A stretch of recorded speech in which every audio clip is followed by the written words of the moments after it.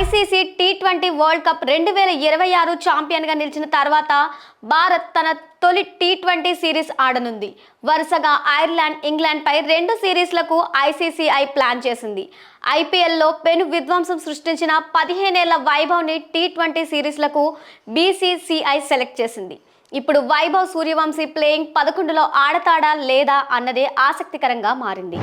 వైభవ్ అరంగేట్రం చేస్తే భారత్ తరపున అంతర్జాతీయ క్రికెట్లో అతి చిన్న వయసులోనే ఎంట్రీ ఇచ్చిన ప్లేయర్గా సచిన్ టెండూల్కర్ రికార్డును బద్దలు కొట్టడం ఖాయం. ఐపీఎల్ 2026లో వైభవ్ సూర్యవంశీ అద్భుతంగా ఆడాడు.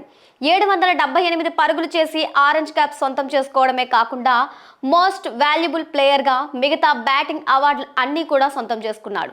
తాజాగా శ్రీలంక ఏపై జరిగిన ట్రై సిరీస్ ఫైనల్లో 29 బంతుల్లోనే 94 పరుగులు చేసి తన సత్తా చాటాడు. ఒకవేళ వైభవ్ సూర్యవంశీని తుది జట్టులో తీసుకుంటే ఎవరిని పక్కన పెట్టాలి అన్నది ఇప్పుడు కోచ్, కెప్టెన్ ముందు పెద్ద ప్రశ్నగా మారింది.